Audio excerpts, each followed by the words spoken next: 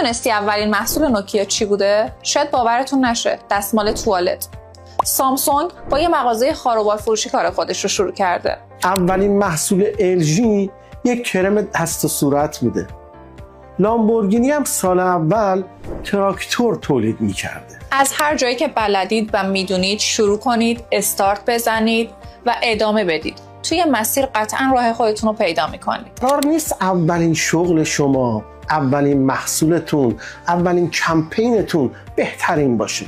اتفاقا باید انتظار شکست هم داشته باشید، اما امیدتون رو به آینده نباید از دست بدید. شروع کنید. وقتی که شروع میکنید به دنیا یه پیام خیلی مهم میدید، این که من لیاقتش رو دارم. شما تو معادلاتتون باید شانس رو هم در نظر بگیرید، اما شانس یه نکته داره.